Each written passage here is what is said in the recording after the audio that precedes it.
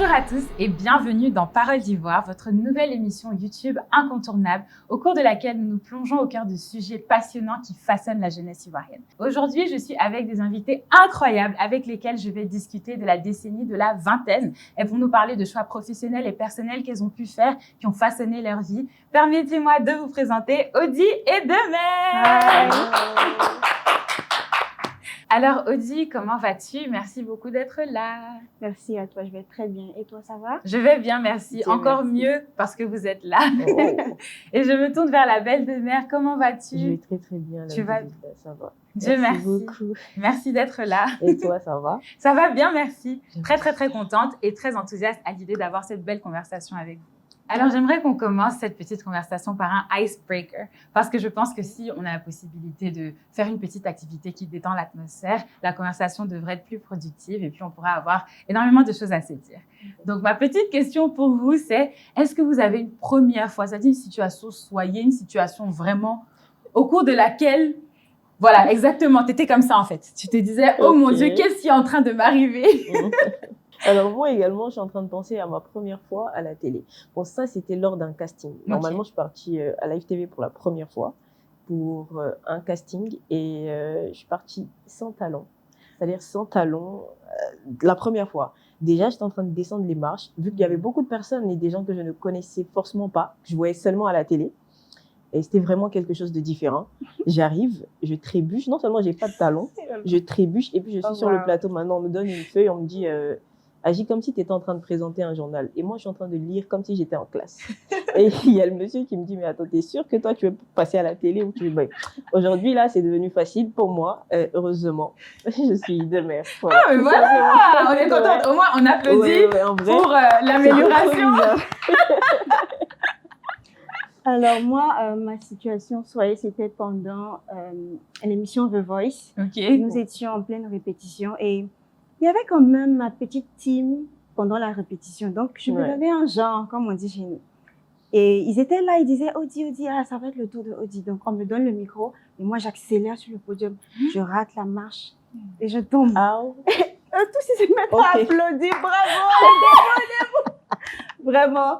Je savais même pas avec quel courage je me suis relevée, mais bon, j'ai fait comme si de rien n'était. Oui. Et puis, vu que tout le monde riait, c'était chaleureux, donc on a continué. Voilà. Ah, mais c'est une belle histoire, c'est une belle histoire. Et sur le mot du courage, parce que ça, c'est un thème que je retiens dans ce que vous venez de dire. Il a Ouais. fallu le courage pour continuer, pour persévérer. En Donc, vrai. sur cette Exactement. note du courage, j'aimerais qu'on débute notre conversation.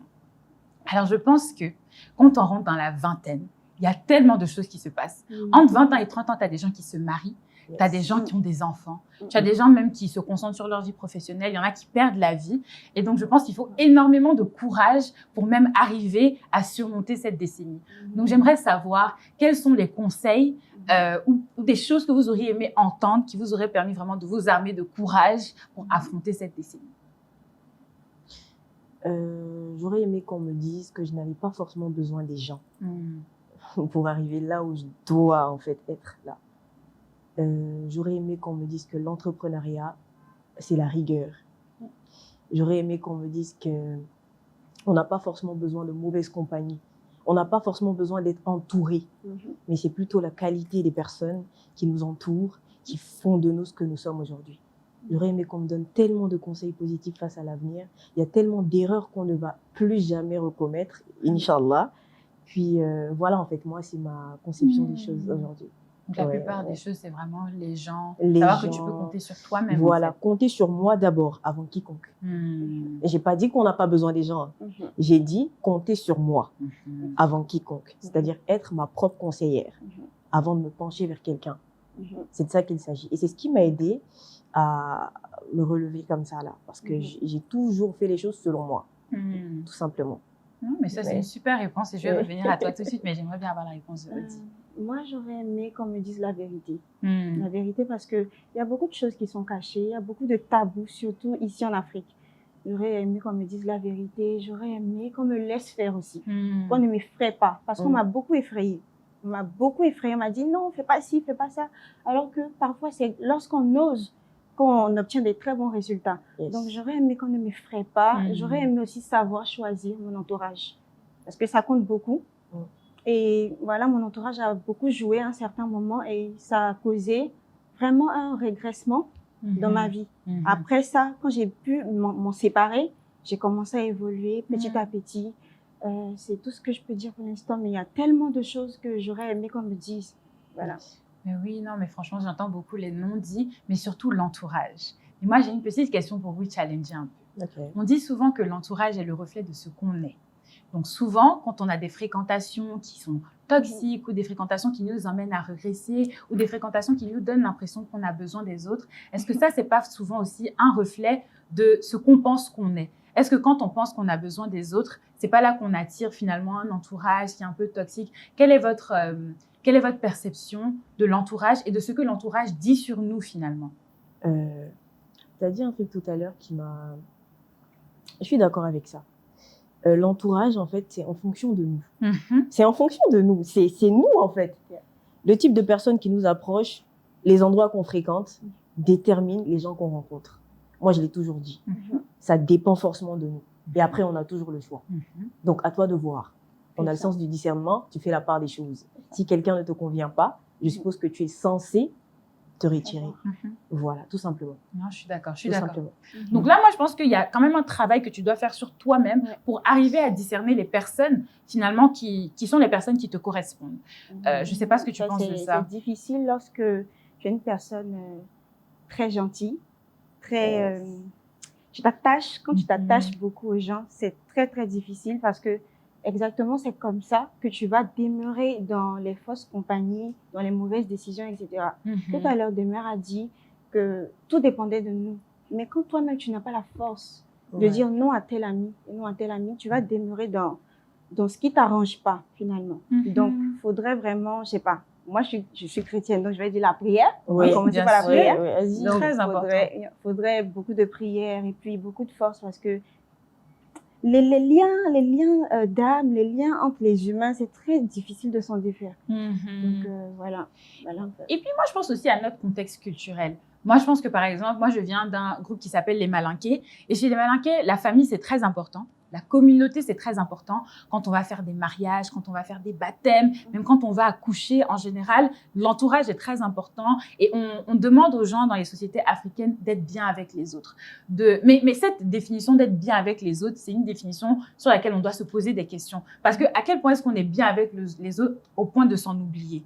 Je ne sais pas si vous voyez ce que je veux dire, c'est-à-dire tu es tellement bien avec les gens, tu aimes tellement les gens et tu veux tellement pas fâcher les autres finalement que tu finis par t'oublier. Est-ce que ça aussi finalement c'est pas l'une des raisons pour lesquelles on est extrêmement gentil avec les gens et on a beaucoup du mal aussi à se détacher finalement de ces liens dont tu parles? Alors clairement, qui refuse d'offenser n'est pas sur la vérité. Moi, je pense. Qui refuse d'offenser n'est pas sur la vérité. C'est vrai qu'il faut être bien avec les gens, mais pas au point de s'oublier. On n'a qu'à agir selon la logique. En fait, on agit selon la logique et nos principes, nos valeurs. C'est vrai qu'on parle de toujours rester ensemble, les malinqués, etc. Oui, toujours rester ensemble, bien parler aux autres, etc. Mais si ta façon de voir les choses et la mienne, ça ne colle pas, clairement, je ne pense pas que je peux me retirer tranquillement sans pour autant, avec la manière, bien sûr, sans pour autant créer des histoires, mais seulement je connais mes principes. Tout simplement, je garde mes principes, mes valeurs et tu agis en fonction des tiens, tout simplement. Effectivement. Non, je voulais dire quelque chose. Là, tout à l'heure, on a parlé d'un groupe des Malinqués. Donc, on est sur une éducation. Voilà, on nous dit de se comporter de telle et telle manière, c'est l'éducation. Mais c'est la même éducation qui nous dit aussi de ne pas traîner avec les mauvaises compagnies. Voilà, donc, il faudrait tirer le plus important de ce qu'on reçoit comme éducation. Il ne faudrait pas suivre nos émotions. Oh, à l'église, on m'a beaucoup dit ça. Tes émotions vont te tuer, Audi. Ça aussi, c'est quelque chose qui m'a beaucoup aidé. C'est vrai. Tes émotions vont te tuer. Parce que si tu veux vraiment ouvrir ce cœur-là, ce grand cœur que tu as à tout le monde, tu vas vraiment rentrer dans le mur, tout droit. Et qu'est-ce que je voulais dire encore? Qui se ressemble, s'assemble. C'est pas qui s'assemble qui se ressemble. C'est quand vous ressemblez que vous assemblez. Donc, fais attention à la personne avec laquelle tu t'assembles. Parce qu'on va facilement t'assimiler avec elle, à elle. On va facilement t'attribuer ses défauts, ses qualités, etc. Et aussi, cette personne va t'influencer dans tes choix, dans ta vie, etc. Donc, il faudrait vraiment faire attention, il faudrait vraiment mettre de la rigorosité et tout dans cette histoire d'être humain, dans cette histoire d'amis, etc., d'entourage, parce que c'est très, très important. Et donc, c'est une super belle conversation et j'aimerais continuer sur cette idée-là de se choisir. Et j'aimerais parler des carrières professionnelles. Choisir sa voie, trouver sa voie, trouver ce qu'on aime, ce qu'on a envie de faire. C'est pas chose facile, mais c'est quelque chose qu'on est amené à faire, c'est quelque chose qu'on doit faire. On est des femmes au 21e siècle dans une société africaine, ivoirienne, qui est en pleine émergence, qui avance, mais il y a toujours ces barrières socio-culturelles qui nous amènent à nous questionner au quotidien. Je pense pas que ce soit une mauvaise chose, au contraire, je pense que le fait de se questionner amène vraiment finalement à se poser les bonnes questions et puis à être sûr de ses choix. Mais comment est-ce que vous faites vos choix professionnels et comment est-ce que vous êtes sûr que c'est votre voie? J'ai fait mon choix professionnel en fonction de mes passions. Parce que j'en ai fait des métiers. Et je veux aimer ce que je fais. Je veux pas que ce soit une tâche. Je veux que ce soit quelque chose que je fais parce que j'ai envie de faire, par amour, mais je suis payée pour ça. C'est ça la différence. En fait, moi, j'ai très, très vite su ce que je voulais faire. Moi, j'entreprends depuis l'âge de 16 ans. Et j'ai commencé par de petites choses. Super. Bah, t'as vu, j'ai commencé par de petites choses et au fur et à mesure, je suis tombée dans la communication. Mais bien avant la communication, je savais que j'étais une communicatrice. Parce que même à la maison, dans mon quotidien, l'entourage, ma façon de parler aux gens, m'approcher pour me demander mon avis sur tel ou tel point, j'avais toujours le don de rassurer les gens. Donc, je pense que très, très vite, dès qu'on m'a mis en communication, c'est venu en même temps. Et j'ai très, très vite penché vers la pratique. Comme j'ai dit la dernière fois, j'ai très vite penché vers la pratique et ça se complète. Ça se complète et ça fait de moi ce que je suis aujourd'hui, tout simplement. Incroyable. Oui. Excusez-moi. Non, pas de souci. On voyage. Pas de souci, on parle juste de carrière professionnelle. C'est large. C'est large ce sujet-là parce que souvent tu veux te pencher vers ta passion, mais ta passion ne va pas forcément te nourrir. Yes. C'est un point important. Là maintenant, c'est chaud. Tu te mets à vouloir développer peut-être des capacités que tu n'as pas. Par exemple, des capacités d'entrepreneur, etc. Alors que toi, par exemple, tu es un très bon peintre. Mais ici, peut-être, ça, c'est pas rentable. Donc, vraiment, ce côté-là, c'est vraiment compliqué. C'est vraiment très, très compliqué. Il faut vraiment se laisser guider. Il faut vraiment approcher des gens. Comme on dit là, malheureusement, relation est mieux que diplôme. Donc, il faut vraiment te faire des contacts, approcher des personnes qui ont réussi, poser des questions, vraiment savoir si tu vas suivre ta passion ou tu vas faire un métier qui va être une corvée pour toi et après suivre ta passion sur le côté. Mais je crois que réussir sa vie, malheureusement, c'est gagner de l'argent. Malheureusement. Parce que voilà quoi, c'est avec cet argent-là que tu vas construire ton foyer, gérer tes enfants, ta maison, tout ce que tu veux, voilà, tout ce que tu veux réaliser.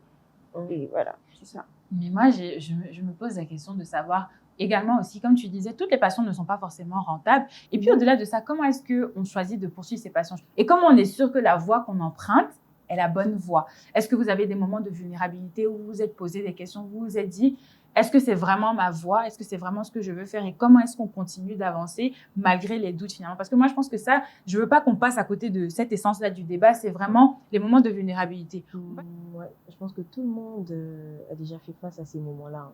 Ça, c'est tout le monde. C'est pas comme si ça s'est passé que sur une personne. Bien sûr. C'est pour tout le monde.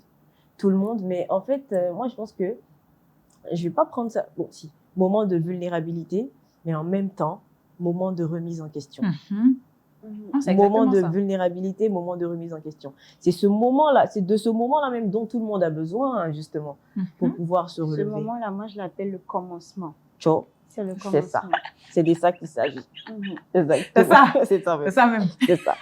Voilà, c'est un peu ça. C'est ça, ouais. Donc, je pense que, voilà, on a tous besoin de ça. Et puis, moi, j'ai toujours su, réellement, j'ai toujours su. Je sais que j'ai pris du recul à un certain moment. Mais voilà, j'ai su rebondir. J'ai su rebondir naturellement. Naturellement. Et c'est la chose même qui m'appelait. Hein. J'étais assise dans mon lit, ça m'a appelé. Donc, je dis, c'est ça, je vais prendre. Tout simplement. Non, c'est ça. C'est comme ça. Le commencement, c'est une super phrase. Et ça, j'adore vraiment le commencement. Et donc, moi, j'ai envie de parler un peu de choix que vous avez pu faire. Et là, Audi, je te regarde parce que je pense que moi, par exemple, moi, j'étais très admirative de toi. Je te voyais à la télé, je te voyais te battre. Non, je suis toujours. Non, je suis toujours. Je parle de moi, la moi de 16 ans qui te regarde. Je la vois passer à la télé, je la vois se battre. Et je me souviens, tu étais en Russie, donc tu étais loin, vraiment. Tu vois. Et moi, vraiment, c'est quelque chose que j'admire beaucoup parce que il t'a fallu beaucoup de niaque, il t'a fallu beaucoup de résilience même pour continuer ça.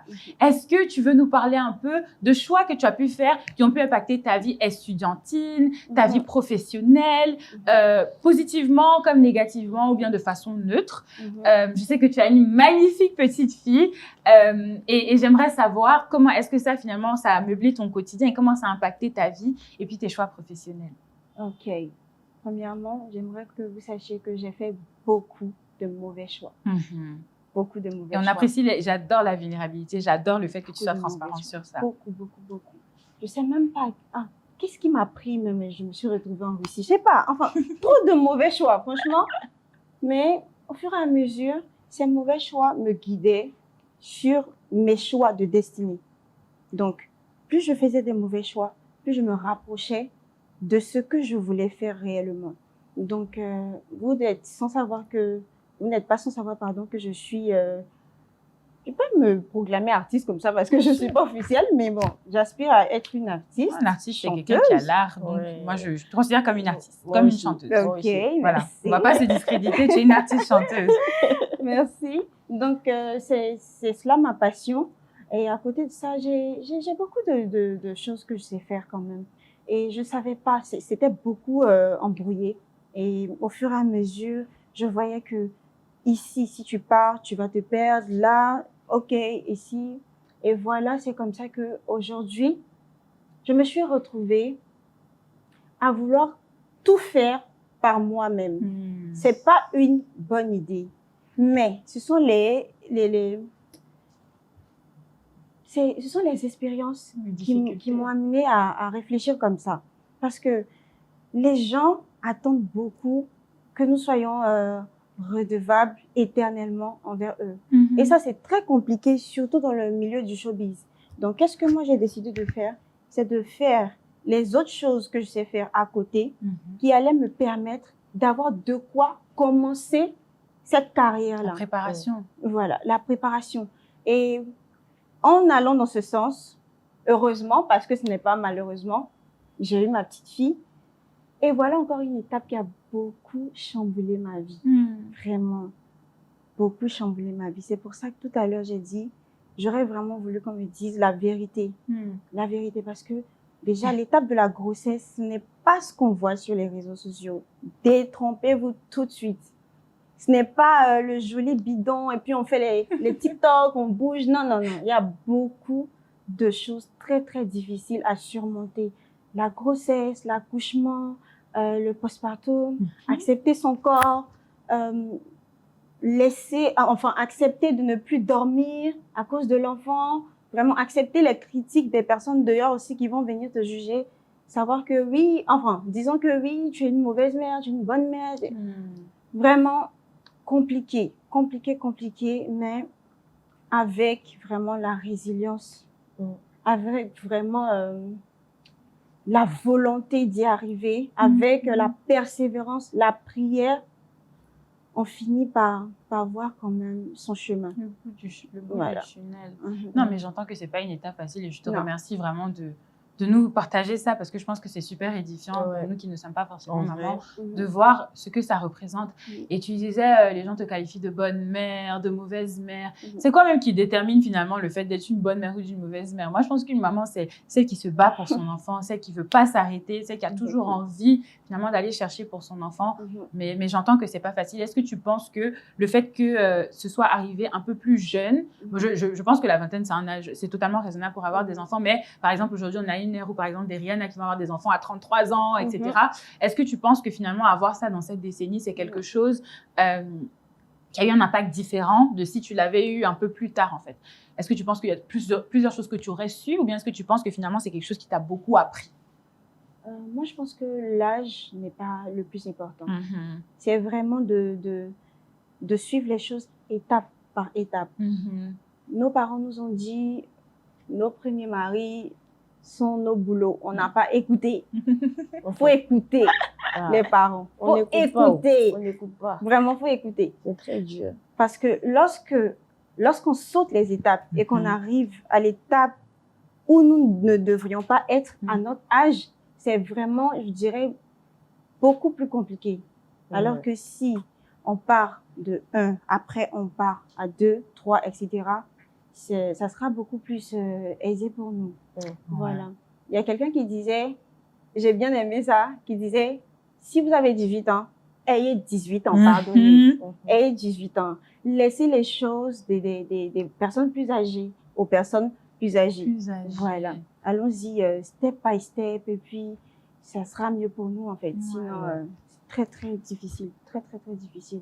C'est un vraiment super être conseil. entouré. Vous pouvez y arriver sinon. Sauter les étapes aujourd'hui, c'est beaucoup de problèmes. C'est beaucoup de problèmes même pour la jeunesse. On saute trop les étapes. Avec les réseaux on se met dans des problèmes pour rien. Tout ça. Non, mais clairement. Ça crée une accélération pas possible. Tout le monde a envie de tout faire.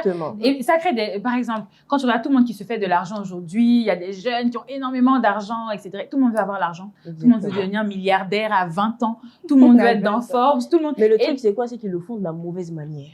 C'est ça. Ils font même pas ça de la bonne manière. Ils vont même pas t'approcher pour demander comment tu as fait ça. Pourquoi? Mais eux, directement, dès qu'il y a une possibilité d'avoir l'argent, n'importe laquelle, on saute dedans, on s'en va chercher l'argent et puis on est influenceur. Ou bien influenceuse sur TikTok. Oui, on est entrepreneur, un opérateur économique. Les jeunes cas dynamiques. Tu vois les choses comme ça. C'est compliqué. Hein. Non, c'est pas facile. C'est pas facile. Et puis, ça crée des faux modèles. Ça crée des gens qui sont des usurpateurs. Et ça crée une envie démesurée d'arriver à un succès auquel on n'arrive pas en 2 ans, justement. Quand on parle d'une décennie, c'est super important. Les gens disent que la vie devient plus belle quand tu commences à avoir 30 ans. On dit que parce que dans la vingtaine, tu apprends toutes les leçons que tu dois apprendre. Et puis, dans ta trentaine, c'est vraiment éclore comme une belle fleur. Mais si à 25 ans ou bien à 22 ans déjà, tu veux être milliardaire et que tu commences à scammer, que tu commences à faire des choses finalement que tes modèles n'ont pas fait pour arriver, c'est compliqué. Et donc, avec les réseaux sociaux, justement, je parlais d'influenceurs, de créateurs de contenu, etc. C'est encore plus difficile de discerner le vrai du faux et puis de savoir par où passer pour arriver à ses objectifs. En tout cas, il y a beaucoup de gens qui lancent Doi.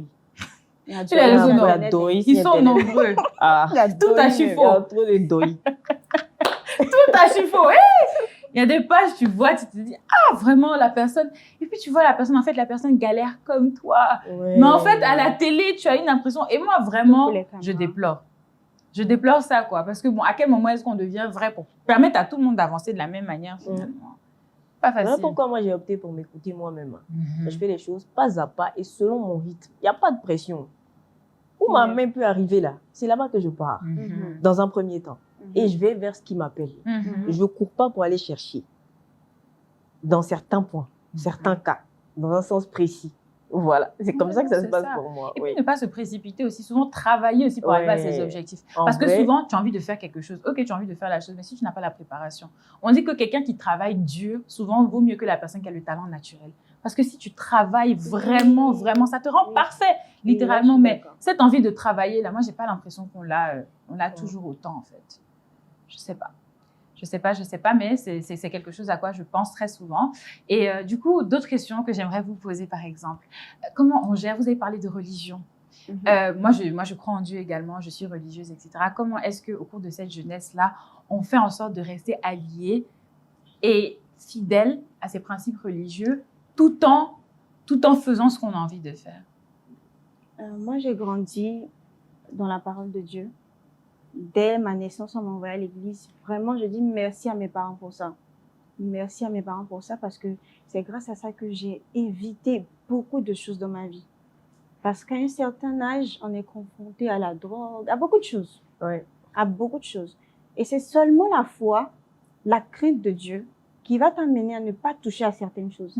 Sinon, tu vas tout faire bêtement. Bêtement. Copier des personnes qui sont carrément dans le faux et te cogner le mur, en fait. Donc, la foi m'a beaucoup aidée et avec ma marche avec Dieu, j'ai beaucoup vu sa gloire dans ma vie. On va parler comme à l'église. J'ai vu la gloire de Jésus dans ma vie. Donc, j'ai vu la gloire de Jésus dans ma vie, franchement. À chaque étape difficile, il y avait lui et c'est le plus important. C'est le must-have.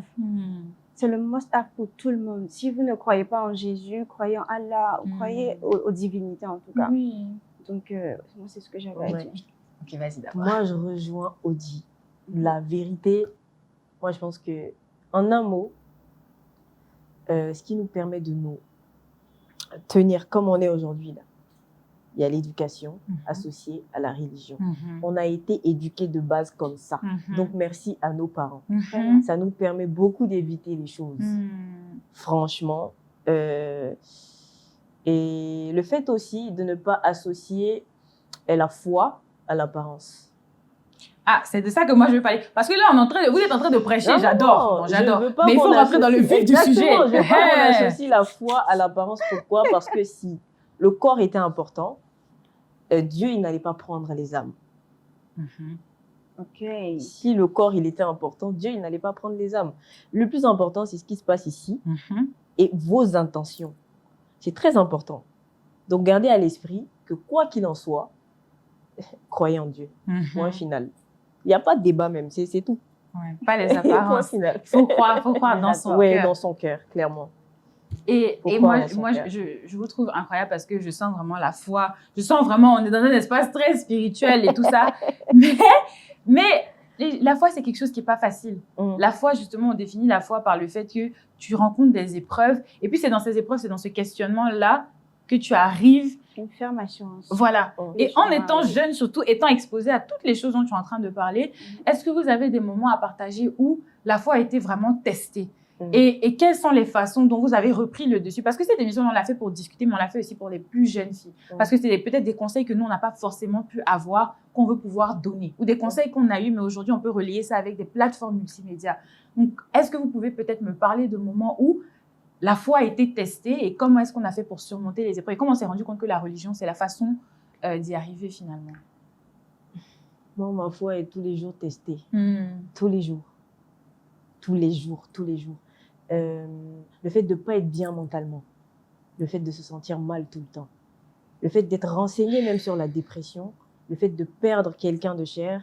Le fait d'être exposé même sur les réseaux sociaux. Le fait d'être vu. Le mauvais œil, les mauvaises paroles, ce qu'on entend, ce qui n'est pas dit forcément devant nous, ce qu'on nous fait sans qu'on ne sache qu'on nous a fait. La foi, ma foi a été testée tout le temps, tous les jours, même avant de sortir. Et en fait, je vois les résultats après avoir appelé mon Créateur. Donc, ça veut dire qu'il entend. Ça veut dire qu'il entend. Il entend parce que moi, à chaque fois que je suis dans une situation qui n'est pas confortable, parce que moi, j'ai un gros problème. Je suis tellement anxieuse, stressée. Je suis une stressée de la vie, clairement. Stressée quotidiennement. Je dors presque pas.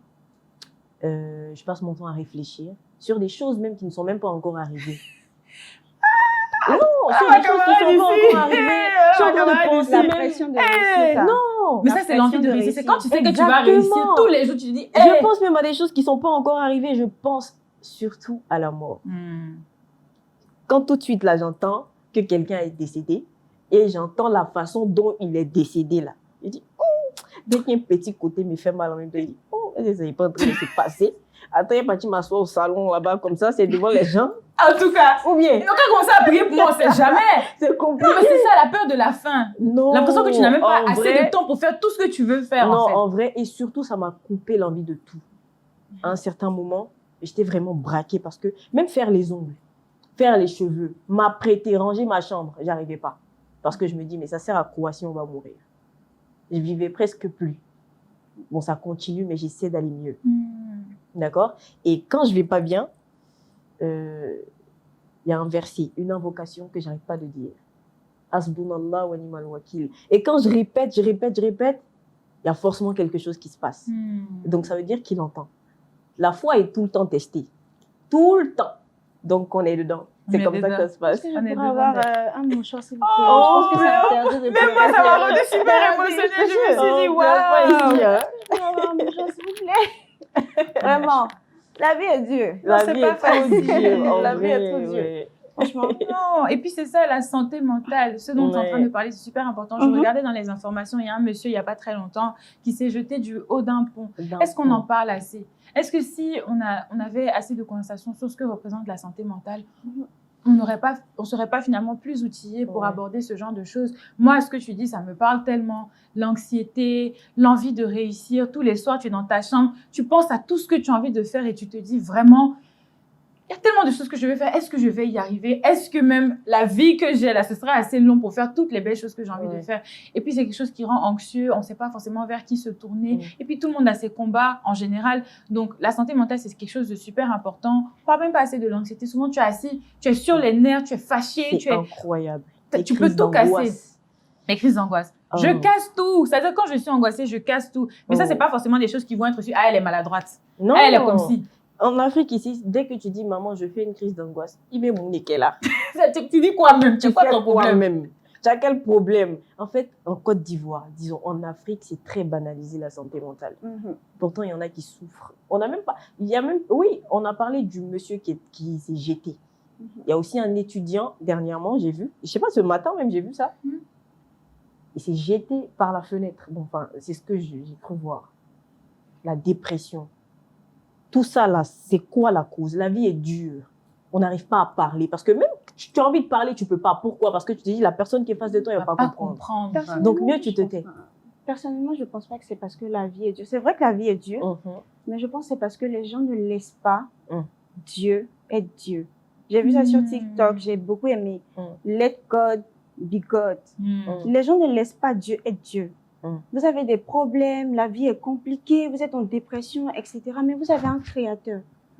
C'est pour ça que j'ai été émue tout à l'heure. Parce qu'elle a dit, je suis dépressive, je pense beaucoup, etc. Mais est-ce qu'à chaque fois, tu ne sens pas la main de Dieu? Il y a toujours une réponse. Il faut vraiment avoir cette foi-là. Et c'est cette foi-là que j'ai. C'est cette foi-là qui m'a permis de tenir jusque-là. J'ai subi tellement de choses. Voilà pourquoi, dès que j'entends un petit truc net, le mouchoir, j'ai subi tellement de choses. Et c'est cette foi-là qui m'a maintenue. Et j'aimerais vraiment que les personnes qui m'écoutent laissent vraiment Dieu être Dieu. Il a la solution. Il va le faire. Ces choses dont vous êtes en train de vous inquiéter, vous n'avez pas la solution. C'est clair. Vos amis n'ont pas la solution non plus. Vos parents, etc. Dieu va le faire. Et au moment opportun, soyez patients. Les choses arrivent. Les choses arrivent au moment opportun. Et c'est ça qui fait la beauté de la vie. C'est ça qui fait la beauté de la vie. Souffrir, patienter et puis un jour réussir. Si tu n'as pas réussi ici, c'est pas grave. On se retrouve au paradis. Tout simplement. C'est une très très belle phrase, mais le podcast ne serait pas un podcast si je ne challenge pas, si je ne fais pas l'avocat du diable. J'adore ces paroles vraiment édifiantes sur notre Créateur.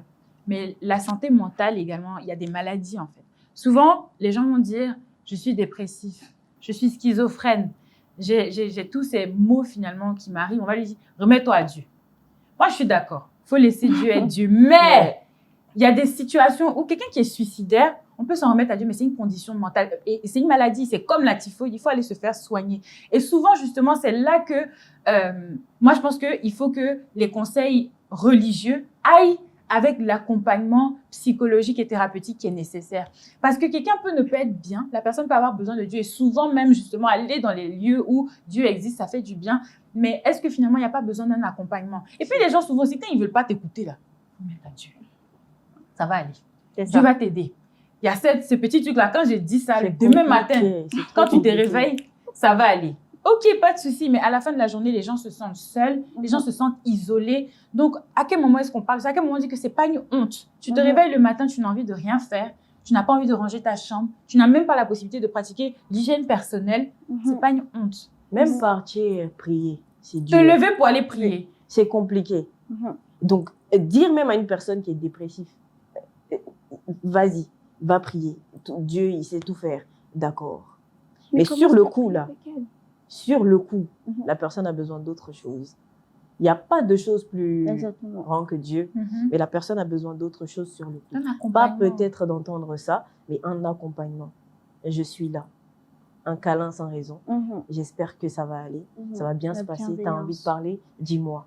Déjà même, tu dis à la personne qui est face de toi que tu comprends ce qu'elle vit. Je comprends ce que tu vis, mais quand moi, même si tu n'as pas été dans ce cas, mais quand moi, je suis comme ça, je fais comme ça. Je fais ça, je fais ça. Je sais que tu vas écouter. Qu'est-ce que tu as envie de faire aujourd'hui? Qu'est-ce que tu fais d'habitude qui te fait te sentir bien? Ce genre de paroles, ça te donne naturellement l'assurance, la sécurité dont tu as besoin. Et après, toi-même, dès que tu es bien, la force pour te lever, aller prier. Parce qu'il y a des gens qui n'ont pas de foi. Ça, c'est autre chose. Ça, c'est autre chose. Voilà, il y a des gens qui n'ont pas de foi, c'est autre chose. Voilà. Mais naturellement, quand tu entends ça, tu as automatiquement en fait la force. Parce que tu te dis, au moins, il y a quelqu'un quelque part qui m'a écouté, qui a entendu et qui a compris surtout ce que je ressens à l'intérieur. Même s'il n'a pas compris l'intégralité, il a compris le nécessaire, l'utile et l'important. Donc, on marche en fonction. Je me lève, je vais prier et je reprends le cours de ma vie tout doucement. On a tous besoin de quelqu'un comme ça dans notre vie. Hein. Peu importe le... Moi, en fait, j'ai tendance... on a aussi besoin d'être ce quelqu'un. Exactement. Soyons ce quelqu'un d'autre. La communauté. Ouais, c'est clair. C'est clair. Et surtout, moi, quand je vais vers, par exemple, ma mère et que je dis, maman, je vais pas bien, câlin sans raison. Elle va pas me dire, Iseli Lawa, tu as prié? Non, non, non. Elle va me faire un câlin. Elle va dire, mais n'oublie pas la prière, la prière, la prière, l'éducation. L'éducation, ça y est dedans. Voilà, donc on a besoin de ça, clairement. On a besoin de ça, tout simplement. On a besoin de ça. J'adore. C'est trop beau. Et quand on parle d'éducation, on parle souvent aussi de traumatisme générationnel. Il y a beaucoup de gens en Occident qui parlent de ça. Je ne sais pas si c'est arrivé en Afrique. Mais je veux dire, souvent, il y a des choses que nos parents font. Moi, je pense que mes parents m'ont donné la meilleure éducation qu'ils pouvaient me donner. Et je pense aussi que les parents m'ont donné la meilleure éducation qu'ils pouvaient me donner. C'est-à-dire, c'est la première fois qu'ils sont parents aussi. Ils sont des êtres humains. C'est leur vie aussi. Tu vois ce que je veux dire? Mais toujours est-il qu'il arrive qu'il y ait des choses peut-être qui nous soient arrivées, soit dans l'enfance, soit dans l'éducation, qui nous amènent à avoir certaines réponses. Les enfants qui ont été beaucoup frappés, par exemple, vont avoir beaucoup de colère. Les enfants qui n'ont pas eu la possibilité de s'exprimer, tu dis, tout le monde n'a pas la chance d'avoir une mère qui va donner un câlin, par exemple. Comment est-ce qu'on fait pour casser ce traumatisme-là, pour être des meilleurs parents pour les générations futures? Moi, c'est des questions que je me pose. C'est vrai que je suis très loin d'être maman pour l'instant, mais je me demande comment est-ce que je fais finalement pour devenir la maman que j'ai toujours aspiré d'avoir. Ma maman est magique. Maman, je t'aime, t'es magique. Mais comment est-ce que je fais pour être la maman qui va toujours être là pour son enfant? Qu'est-ce que je fais finalement? Je me rends compte qu'il faut aller un peu en thérapie, il faut discuter, il faut avoir des gens autour de toi qui vont te permettre... Je vois que tu n'es pas d'accord et je vais te laisser rebondir dessus, mais comment est-ce qu'on peut avoir des gens qui sont autour de nous, qui vont nous accompagner et nous permettre finalement de nous rendre compte, de mettre le doigt sur les traumatismes qu'on peut avoir pour finalement avancer et puis donner une meilleure éducation à nos enfants également? Moi, je dirais pas forcément besoin d'aller en thérapie. La nature, Dieu a su faire ces choses. Une fois que tu deviens mère, tu as tout de suite l'instinct. Je ne sais pas si tout le monde a ça. Tout le monde n'a pas. Je ne sais Tout pas. le monde n'a pas l'instinct maternel. Mais il y a des cas de maltraitance et de traumatisme. Vraiment, tu te demandes. Non, mais c'est toujours dû à quelque chose. C'est toujours dû à quelque chose. C'est vrai qu'il ne faut pas normaliser les mauvais comportements de certains parents, mais c'est toujours dû à quelque chose. Il y a des personnes, il y a des femmes qui ont vécu des grossesses tellement difficiles qu'elles mettent toute leur colère sur l'enfant. Parce qu'elles se disent que c'est la faute à l'enfant. Donc ça c'est un autre débat. Donc, je disais comme ça que pour être une bonne mère, déjà, faut penser, essayer d'abord de penser comme l'enfant. Ou bien poser la question à ton enfant intérieur. Lorsque j'étais petit, de quoi est-ce que j'avais vraiment besoin? Qu'est-ce que je voulais que mon père et ma mère fassent pour moi? Et tu commences à agir dans ce sens pour ton enfant. Exactement. Après, la communication. Tu parles à ton enfant. Tu essaies d'être attentive à ce que l'enfant aime, ce que l'enfant n'aime pas. Si l'enfant a des peurs, être beaucoup plus rassurante, etc. Et voilà quoi, c'est tout un tas de grandes, de petites choses, mais qui font beaucoup de bien à nos enfants, aux enfants. Voilà. Non, c'est ça, mettre à la place de l'enfant. Moi, dans ma tête, c'est la première chose qui me vient en tête, c'est le fait qu'on soit en Afrique, d'accord? Et la première chose que je vais dire, c'est que si moi je suis maman, je ne vais pas tout le temps me dire que j'ai raison. je n'ai pas tout le temps raison. Mon enfant, il peut m'apprendre des choses que moi-même, je ne sais pas. Parce que chacun a vécu son temps, chacun sa génération, chacun ses expériences. Parce qu'avant d'être mère et fille ou bien, je sais pas, parents, enfants, nous sommes tous des humains, on a des émotions, on a une conception différente des choses. Donc, un parent n'a pas tout le temps raison et qu'il ait la capacité de s'excuser. Ça joue même dans l'éducation de l'enfant parce que l'enfant, en fait, il va grandir comme ça, avec cette conception des choses-là. Lui aussi, il sera bien rangé pour la société. Voilà, il ne va pas se dire j'ai toujours raison. Il ne va pas se dire j'ai toujours raison. Il ne va pas se dire on est forcément obligé d'être d'accord avec mon avis. Parce qu'il y a des enfants qui n'acceptent pas le fait d'avoir des parents qui ont toujours raison. Ils vont dire mais attends, mais ça, dans cette situation normale, parce que je sors là, je vois les autres. Je vois les autres. J'ai le sens du discernement maintenant. J'ai grandi. Donc maman, ce que tu dis là, je ne suis pas d'accord. Mais dire à un parent aujourd'hui que tu n'es pas d'accord, bon, je précise avec la manière. C'est la manière qui va faire la différence. C'est ça aussi. Dire à un parent que tu n'es pas d'accord, c'est pas être impoli envers ce parent-là, c'est essayer de lui faire comprendre ce que tu as à l'intérieur de toi-même, ce que tu veux, en fait. Mais c'est mal pris aujourd'hui, en Afrique. Parce que les parents, dans leur tête, peu importe ce que tu fais, ta maman a toujours raison. Ta grande sœur a toujours raison. Donc, c'est pour ça qu'on nous frappe tous les jours. Et puis, c'est pas normal. C'est bizarre. Bon, en tout cas, c'est de ça qu'il s'agit. La première chose à retenir, c'est que les parents ne sont pas parfaits. Voilà. On a tendance à croire qu'ils sont parfaits, mais ils sont pas parfaits. Et leur imperfection, ça peut jouer sur notre éducation sans qu'ils ne sachent. Et tout dépend de comment eux aussi ont été éduqués. Voilà. C'est comme ça que ça se passe. Et puis, savoir, comme tu dis, savoir que tu n'as pas toujours raison et accepter de te perfectionner. Je pense que surtout demander pardon à son enfant.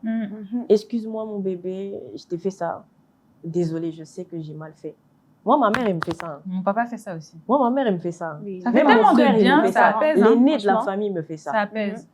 Même ma sœur, tout le monde, on a ce truc-là, présenter ses excuses facilement, demander pardon, c'est trop apaisant. Ça fait que même dans la famille, en fait, vous allez évoluer sans hypocrisie. Il y a une harmonie. Il y a une harmonie. Vous êtes vraiment soudés comme il devrait se passer, en fait. Est-ce que vous voyez ce que je veux dire? C'est comme ça. C'est comme ça, oui. Non, c'est ça, franchement. Et donc, j'aimerais bien que pour terminer notre petit épisode, chacune de nous puisse dire peut-être 2 ou 3 mots qu'elle serait, ou une phrase qu'elle aurait dit à la personne qu'elle représentait il y a 5 ans, ou des jeunes filles qui sont finalement 5 ans plus jeunes que nous, quel que soit l'âge qu'on a, avoir un petit conseil, un petit mot de fin pour vraiment édifier tout le monde et puis terminer notre conversation sur une super belle note. Parce que je pense qu'on a une super conversation. Oui, en vrai. J'ai trop aimé. J'ai trop aimé. Pareil. Je peux peut-être commencer. Je pense que je me serais dit, prends du recul. Prends du recul. Accepte que tout ne peut pas aller en ton sens. Accepte que la vie a un cours. Dieu a un plan pour toi. Et accepte que les choses se passent selon le timing au cours duquel ça doit se passer, c'est-à-dire ne te mets pas trop de pression. Et puis protège ton cœur. Protège ton cœur, protège ton énergie. Accepte que tu ne peux pas plaire à tout le monde. Tu ne peux pas plaire à tout le monde. Tout le monde ne peut pas t'aimer. Tu ne peux pas être gentil avec tout le monde. Il y a des gens qui ne vont pas t'apprécier. Il y a des gens que tu ne vas pas apprécier. Ça ne veut pas dire que tu es méchante. Ça ne veut pas dire qu'ils sont méchants. Ça veut dire qu'il y a une incompatibilité. Et puis, sois en paix avec toi-même. Tout va se passer comme ça doit se passer. C'est ce que je me serais dit en tout cas. Personnellement, je me serais dit la même chose que toi. Prendre son temps parce que tout vient effectivement à point nommé. Le plus dur, c'est de ne pas pouvoir se dissocier des gens. Mais dès qu'on a cette capacité-là, on est en paix avec nous-mêmes. Voilà. J'ai jamais fait de choix bizarres. J'ai jamais eu de rencontres. Bon, si, j'ai déjà eu des rencontres que j'ai pas forcément appréciées. Mais j'ai jamais pris ces moments-là comme les pires moments. Au contraire, c'était les meilleurs moments pour moi et pour qui je suis aujourd'hui. Donc, accepter de faire des erreurs, c'est très important. Faites des erreurs. Pas régulièrement, mais faites des erreurs intelligemment. Tout simplement. Non, franchement. Voilà. Ou bien il faut apprendre de tes erreurs au moins. C'est ça, mais voilà, tu vois un peu, non? C'est de ça qu'il s'agit. Moi, je dirais, prenez votre temps. Ne sautez pas les étapes. Allez-y tout doucement. N'essayez pas de dépasser vos grandes sœurs. Vos grandes sœurs ne sont pas vos concurrentes. Elles ont vécu votre âge et elles sont à l'étape où elles doivent être. Soyez à l'étape où vous devez être. Allez à l'école, je sais pas, faites ce que vous avez à faire. La distraction, c'est après. L'amusement, c'est après, vraiment.